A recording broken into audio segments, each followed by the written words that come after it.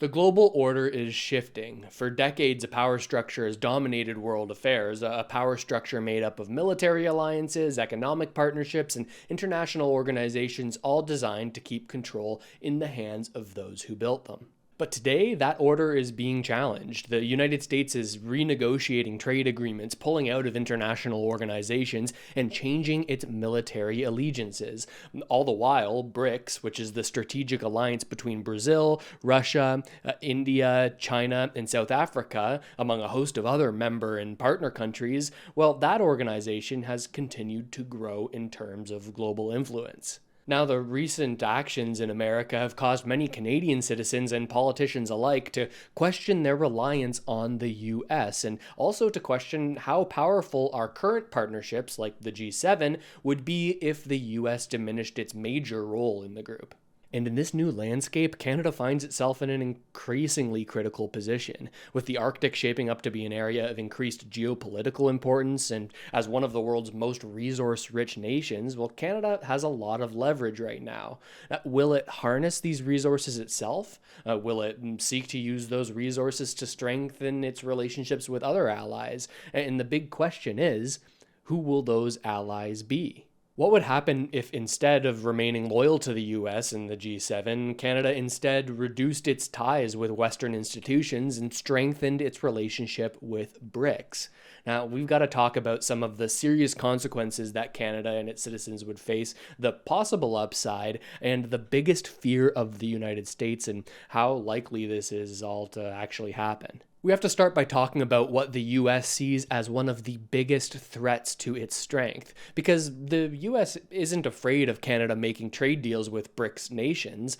Countries trade all the time. We have relationships with BRICS nations as it stands right now, regardless of if it's a G7 country, a BRICS member, or whatever. There's really no problem with having trade relationships. No, it's not trade that is a concern. That's nothing new. So what is the real threat then, you might ask? Well, I believe that in the US's eyes, the biggest threat is BRICS challenging the US dollar's status as the global reserve currency. Now, that sounds a little bit complex, but I promise you it isn't. Let me explain. Now, being the world's reserve currency is basically just saying that your currency, in this case the US dollar, is the most trusted currency, the one that people have the most faith in, and as a result, it usually aligns with whatever country is the biggest global superpower. Now, this is a little bit of an oversimplification, but being the global superpower means that a country is the strongest in terms of its economy, its military, and its global influence. Now, this is what makes other countries trust and rely on it. And we can see how over the years, the global reserve currency, well, that's changed over time with the US dollar sort of taking its place. They say 1920 here. I kind of think of it more as after the Second World War that the US really got its global dominance.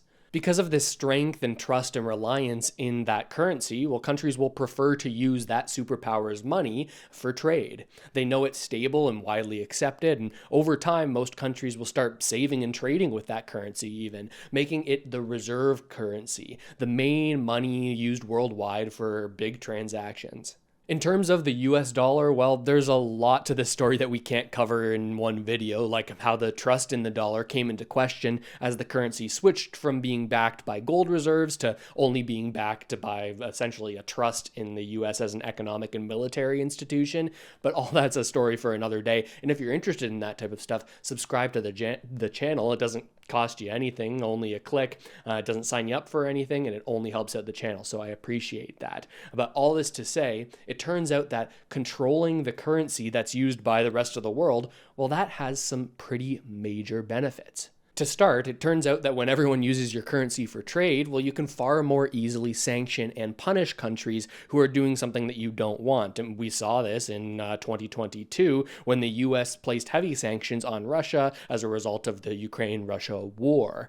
And now they did this via SWIFT, which is a sort of payments processing network for big banks internationally. The US doesn't have total control over this, but the fact that it uses US dollars means that the US does have a lot of influence when it comes to which countries can use this system, this major payment system, and which one can't. This is one of the benefits of using the US dollar for the US as the global reserve currency. But the ability to sanction, that's not even the main benefit. Holding the global reserve currency title also gives you some pretty sweet financial benefits, one of which is that your nation can borrow far more money for far less of an interest rate.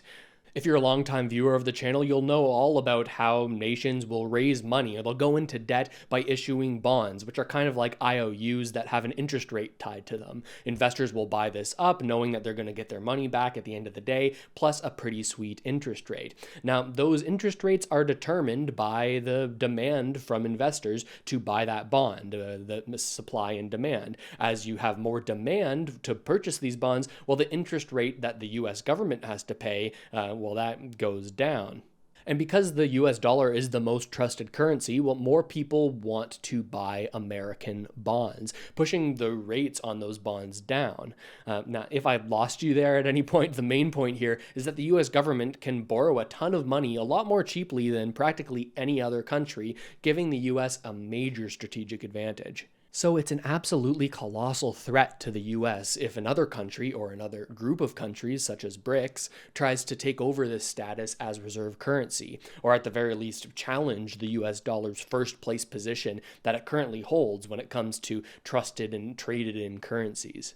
If Canada, as a response to a perceived lack of trust in our relationship with the States, were to shift and instead ally ourselves with BRICS, and especially if we were to begin trading relationships where the sale of goods don't settle in US dollars, but instead settled in a BRICS currency, well, that would be a big problem in the eyes of the United States. And we already see the development of this kind of external from the US financial system with BRICS Pay, which is kind of like a substitute for SWIFT, which is what we just talked about with the sanctions in Russia. Another way for them to settle payments between major banking institutions. Now, this is something that China and Russia are in support of developing, but other BRICS countries like India are not so into it right now, at least publicly, likely due to the threats of extreme action from America if they were to choose to develop this. And it seems that America is very, very serious about not wanting this to happen. Here's the tweet from the US President Donald Trump. The idea that BRICS countries are trying to move away from the dollar while we stand by and watch, it's over. We're going to require a commitment from these seemingly hostile countries that they will neither create a new BRICS currency nor back any other currency that would replace the mighty US dollar, or they will face 100% tariffs. If you're watching this as a Canadian or a Mexican for that matter, the threat of tariffs might seem a little bit hollow after this recent 30-day pause that was announced following a really panicked situation where the US threatened 25% tariffs on all Canadian and Mexican goods, apart from energy in Canada. So with that said, who really knows if this is a threat that would actually be followed through on? But if it were, there would be major economic fallout. And all the drama over the past few weeks has been around tariffs of 25%. But in this tweet and in many other press conferences, Trump has promised a 100% tariff response for countries who support any efforts to dethrone the US dollar as the default standard currency.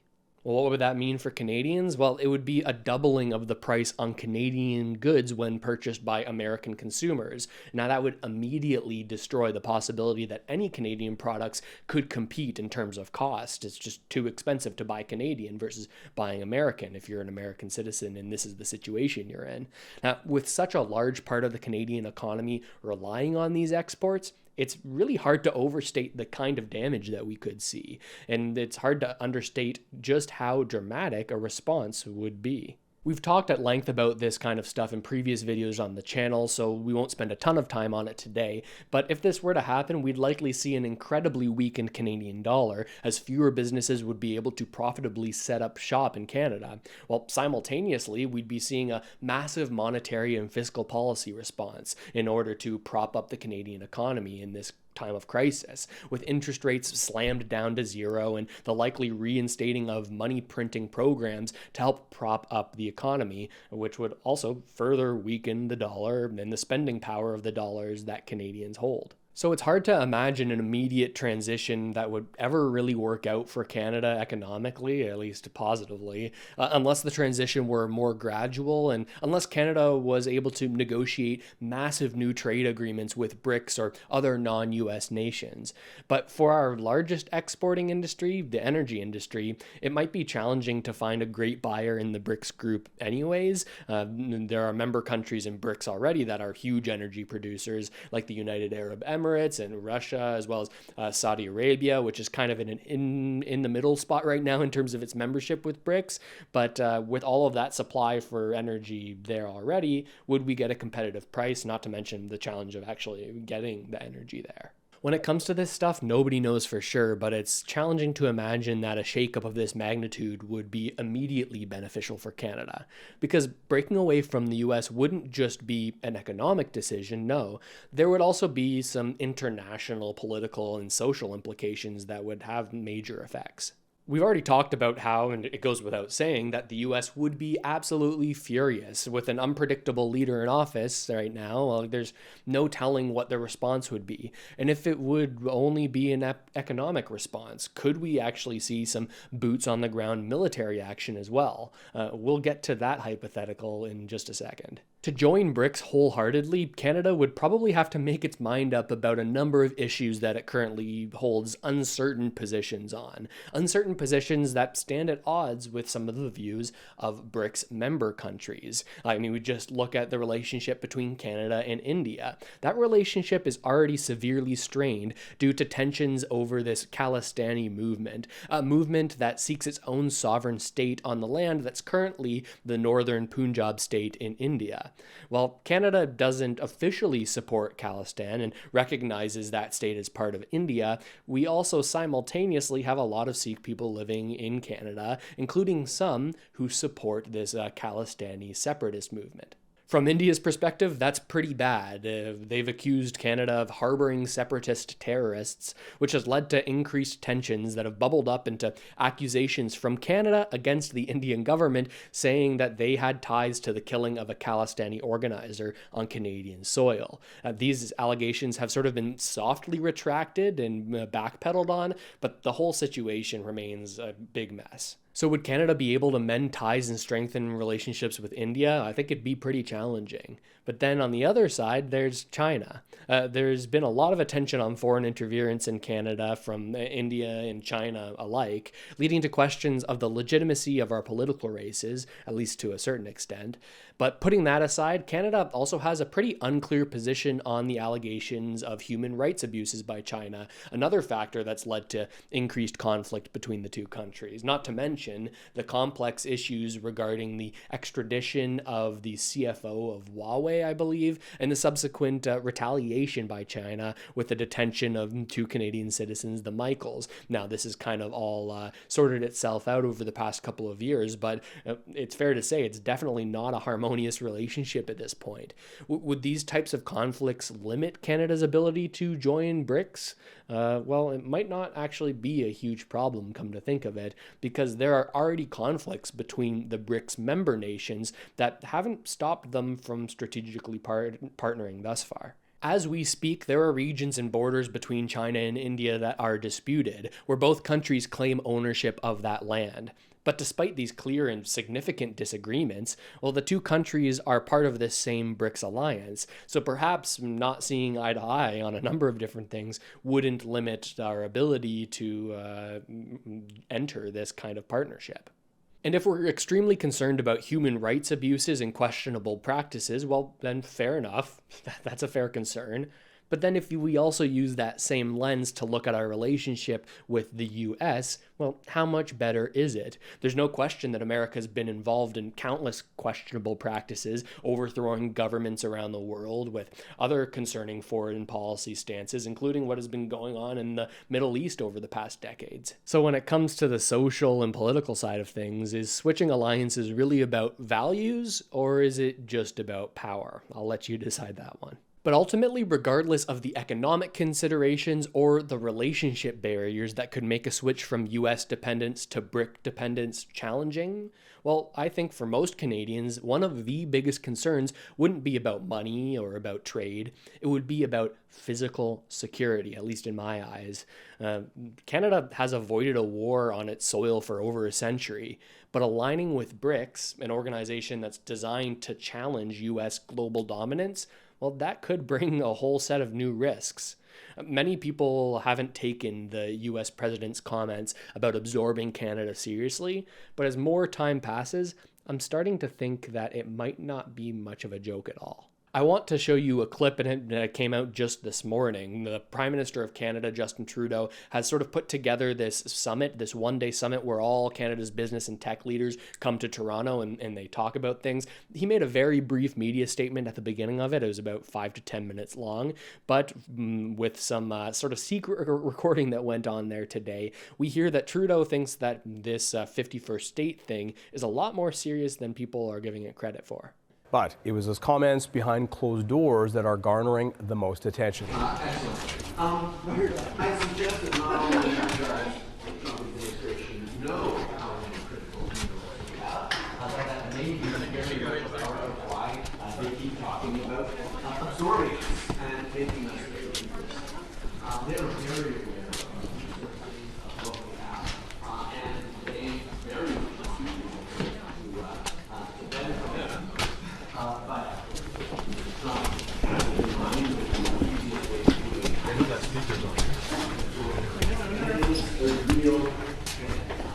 If you were just listening in and couldn't read those subtitles, it was a little bit hard to hear, but it was basically Trudeau saying, well, Trump knows we've got critical minerals. This is a real threat of this absorption of Canada. The Prime Minister sort of taking this seriously for the first time, or at least making this known to the media and the public that he's seeing it as something that is serious. Now, there's already an incentive for the US to want greater control over Canada, but if as a result of these threats, Canada is seeking to distance itself from the US and instead possibly leaned into a partnership with BRICS nations as an alternative trading option, well, that could make the US feel even more threatened. Obviously, there are significant differences between the situations, but there are similarities also. Just look at what's been going on in Ukraine, where that state has been acting as a kind of proxy or representative for the interests of the NATO military alliance as they support the country in its war with Russia. If roles were reversed and instead Canada were a representative for the interest of BRICS right on the US's border, well, would that provide more or less of an incentive for there to be real military conflict in the region? I'm not sure, but personally, I don't think that the possible benefits of entirely turning away from the US are worth the risks of provoking any kind of conflict like that. So the question, would Canada ever make the switch? Would it turn away from the US? Right now, even despite the threats, both tariff and absorption, right now it seems unlikely. The risks of economic instability and political fallout and security concerns, they're massive risks. But with the global balance of power shifting as we're seeing right now, could we see a world where BRICS becomes powerful enough to make this decision that Canada has a lot more tempting? I definitely think that's possible. Though more so and more so, I'm starting to think that the geography of where Canada is kind of lends itself to keeping ties tight with the US, regardless of who's in office. While it might not always be preferable for us financially or for you individually based on your morals or your worldview, it's pretty hard to deny that being aligned with a nation directly next to us with vast oceans and seas separating us from any potential future enemies, well, that seems like a pretty safe option amongst a number of riskier options. That's just what I think. But I'm curious what you think. Let me know in the comments. I'm trying to figure out this stuff like anyone else, so I'm curious what you think I've gotten wrong and what you think I've gotten right. Also, listen to the Russ Matthews Show. You can find that right here on the YouTube channel at least once a week, and now also on all major podcasting platforms. That's Spotify, Apple Music, and Amazon Music. You can find the show there if you don't want to listen on YouTube. And subscribe to the channel if you haven't already done so. It only takes a click, doesn't sign you up for for anything, and it helps out the channel dramatically. So if you enjoyed this and want to see future content like it, make sure to click that button. But with all of that said, I hope this video helped you out at least a little bit, and I'll see you next time.